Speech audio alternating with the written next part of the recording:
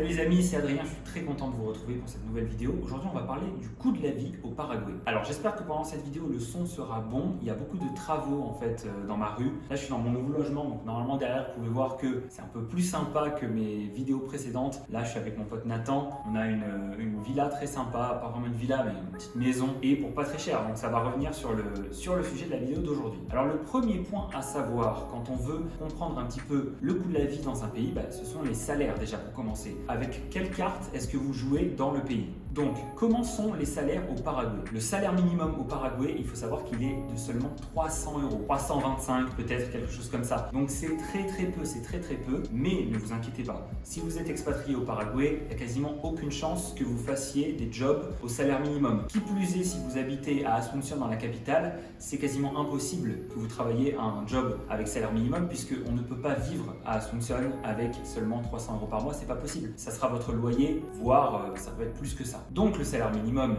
est faible et petit, ce qui est assez logique en même temps quand on sait le niveau de vie du Paraguay. Mais qu'est-ce qui est positif là-dedans? Eh bien c'est que vous, en tant qu'étranger, vous pouvez prétendre à travailler dans des multinationales ou dans des grosses entreprises paraguayennes qui cherchent des étrangers, qui cherchent activement par exemple quelqu'un qui parle anglais ou quelqu'un qui a une culture différente pour amener quelque chose. Et dans ces cas-là, dans ces entreprises, déjà premièrement, dans tous les cas, vous allez être bien payé.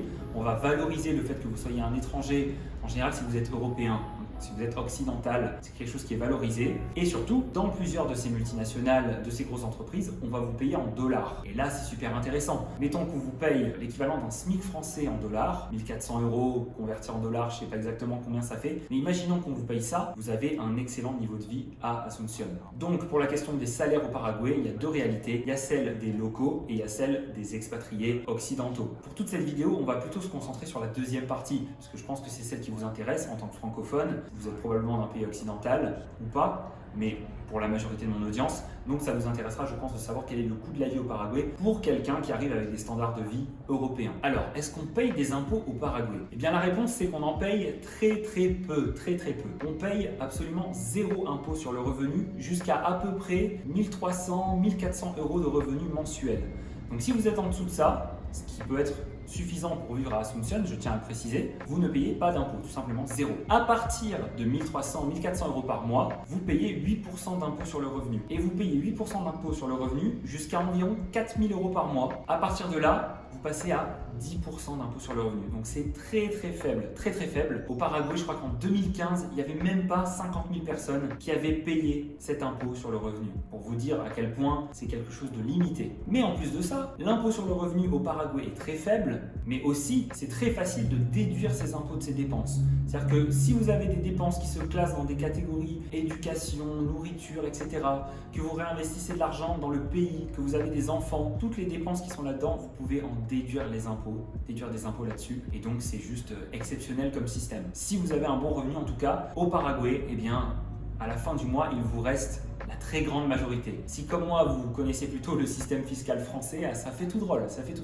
Vous gagnez de l'argent et à la fin du mois, il vous reste la majorité de ce que vous avez gagné. Alors au Paraguay, il n'y a pas que l'impôt sur le revenu, il y a aussi quelques petites taxes, mais elles sont très minimes. Il y a une taxe foncière que vous allez payer si vous êtes propriétaire d'un bien, que vous allez payer au moment de l'achat, mais ça reste minime, encore une fois. Vous avez également une espèce de TVA, c'est un nom différent ici, mais qui est à peu près de 10% sur tous les produits que vous allez acheter et qui peut monter à des taux différents, par exemple pour les cigarettes, etc. Il y a des taxes plus élevées. Mais globalement, au Paraguay, la pression fiscale est très légère. Et enfin, un point qui vous intéressera si vous êtes entrepreneur, l'impôt sur les bénéfices en entreprise est de 10%. Donc voilà, ça reste encore une fois très minime. Donc c'est pour ça qu'il y a beaucoup de gens qui viennent au Paraguay pour le business, c'est que vraiment, vous avez un environnement fiscal qui est vraiment très plaisant. Je ne sais pas si on peut parler de paradis fiscal, mais on n'en est pas très loin honnêtement.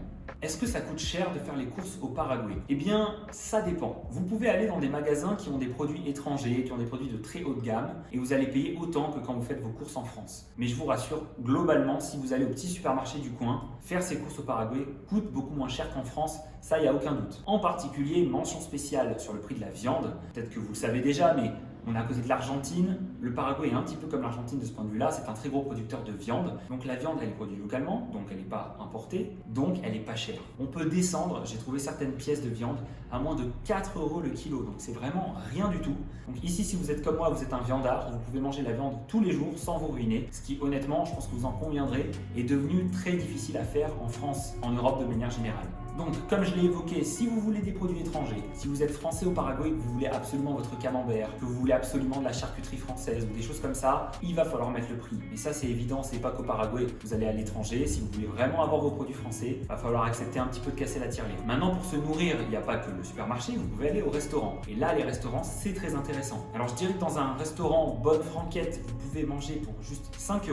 Et puis ensuite, à partir de là, vous avez toutes les gammes qui existent. Mais globalement, manger au restaurant, ça vous coûtera souvent moins de 10 € pour un bon plat, pour quelque chose de copieux, moins de 10 € si vous mangez évidemment quelque chose de paraguayen, de typique. Si vous voulez manger un petit peu quelque chose qui vient d'ailleurs, si vous voulez manger un petit peu quelque chose de différent, d'un peu plus haut de gamme, évidemment les prix vont monter. Mais globalement, en tant que Français qui vit au Paraguay, normalement vous aurez les moyens d'aller au restaurant beaucoup plus souvent qu'en France. Et en plus, honnêtement, ici la nourriture est très bonne, donc je pense que vous en profiterez. On peut mentionner également rapidement l'option de la livraison qui honnêtement coûte pas cher du tout. Quatrième partie sur le coût de la vie au Paraguay, l'aspect du déplacement. Est-ce que se déplacer au Paraguay ça coûte cher? Eh bien c'est ce qu'on va voir tout de suite. Alors déjà, au Paraguay, l'essence est quand même vachement moins chère qu'en France. Elle tourne autour de 1 €, 1,20 € maximum, mais il faut quand même prendre en compte que pour les Paraguayens, en revanche, c'est cher. Pour ce qui est de l'achat d'une voiture, honnêtement, acheter une voiture en Amérique du Sud, de manière générale, ça peut être cher. La plupart des voitures sont importées et vous avez des taxes dessus qui font que le prix est rarement très attractif. Ça ne veut pas forcément dire que ça va être hors de prix de vous acheter une voiture, surtout si vous achetez une voiture d'occasion, une voiture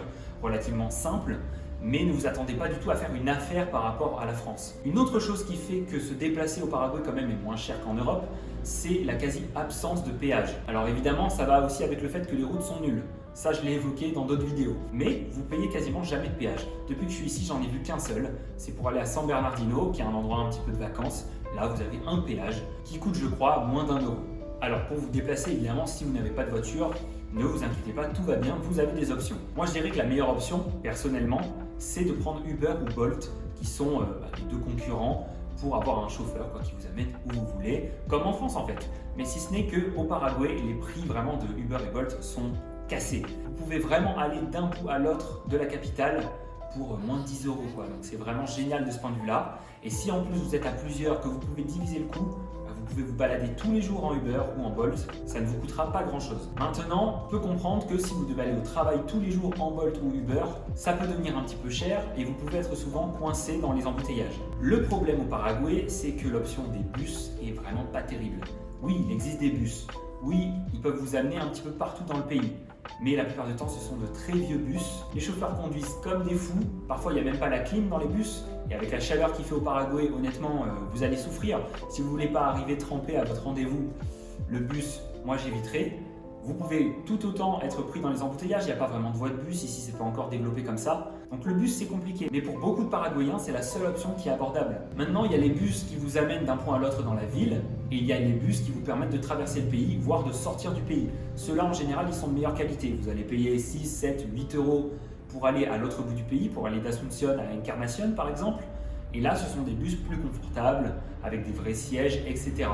Mais ça reste quand même plutôt du bas de gamme avec des vieux bus. Et un dernier point qui me paraît important de mentionner, au Paraguay, il n'y a pas de train malheureusement, il n'y a pas de métro, il n'y a pas de tram, c'est comme ça. Pourtant le Paraguay était le premier pays d'Amérique du Sud à avoir une voie ferrée, et puis après pour des raisons historiques, peut-être on en reparlera, ils ont tout perdu, ils n'ont jamais pu reconstruire de ligne de train. Donc il n'y a pas de train au Paraguay. Et le dernier point qui me paraît absolument essentiel quand on veut mesurer le coût de la vie d'un pays, c'est l'immobilier, se loger. Alors pour se loger, vous pouvez louer, vous pouvez acheter. Moi, je vais plus vous parler des prix de l'immobilier au niveau de l'achat parce que c'est vraiment fascinant au Paraguay. Le marché, pour nos critères européens, est vraiment pas cher. Pour les Paraguayens, c'est pas facile d'être propriétaire. Gardez-le quand même en tête. Mais, pour vous donner une idée, si vous voulez vivre en banlieue d'Asunción, vers Luque, qui est une ville, on va dire un peu dortoir, où vous avez des maisons très sympas avec un jardin, vous avez plusieurs chambres si vous avez des enfants, etc. Vous pouvez trouver des maisons à moins de 100 000 euros, 85 000 euros, 90 000 euros. Vous avez un jardin, une maison, la tranquillité. Donc ça vous donne une idée quand même, c'est vraiment pas cher. Et prenez en compte que quand vous êtes dans une ville comme Luque, vous êtes à moins d'une demi-heure de la capitale. Et en plus, vous êtes juste à côté de l'aéroport au cas où vous faites des allers-retours en France. Maintenant, pour vous donner une meilleure idée des prix de l'immobilier et à quel point c'est incroyable au Paraguay, si vous allez à San Bernardino, qui est un petit peu le Saint-Tropez paraguayen. En gros, c'est une ville qui est autour d'un lac et où il y a plein de très belles maisons. Moi, je suis passé devant des manoirs immenses avec 6-7 chambres, avec un terrain de basket privatif, avec une piscine immense, avec 1 hectare de terrain, etc., etc. Des maisons de millionnaires qui, dans ma région sur la Côte d'Azur, coûteraient des millions d'euros.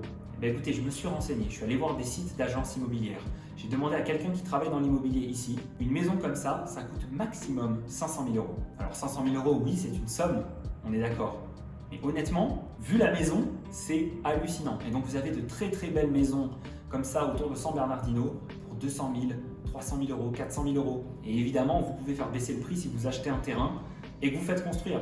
La terre ne coûte pas cher au Paraguay, c'est pour ça que beaucoup d'expatriés viennent acheter de la terre et en font des exploitations agricoles. C'est très rentable. Après, vous avez des abattements sur vos impôts et c'est parti. Un truc qui est assez intéressant pour les Paraguayens qui ont la chance d'avoir une résidence secondaire, c'est d'avoir une maison donc, dans des coins un petit peu touristiques du Paraguay, à Encarnación, autour d'Iguassou, autour de San Bernardino, et de faire de la location saisonnière parce que la plupart du temps, ils sont payés en dollars. Et du coup, c'est très bien payé à la semaine et ça peut leur permettre de payer leurs vacances à eux après. Voilà, donc je pense que ça clôt cette vidéo sur le coût de la vie au Paraguay. Je pense que vous pouvez vous rendre compte que le coût de la vie est bas quand on est un Européen et qu'on vient au Paraguay avec des moyens d'Européens. Honnêtement, tout de suite, tout nous paraît moins cher de manière générale. Maintenant, gardez quand même en tête, je tiens à ce point, c'est que c'est pas facile pour les Paraguayens. Voilà, on a de la chance en tant qu'Européens d'avoir une monnaie qui est forte, etc., d'avoir des standards très élevés. Mais pour les Paraguayens, vivre au Paraguay coûte relativement cher. Les salaires sont encore assez bas. Donc j'espère que cette vidéo vous a plu. On va faire d'autres vidéos sur le Paraguay. On va comparer avec la France, on va comparer avec d'autres pays que je connais. Si tu es intéressé par le Paraguay, si tu veux visiter ce pays magnifique, si tu veux t'y installer un jour, tu es au bon endroit.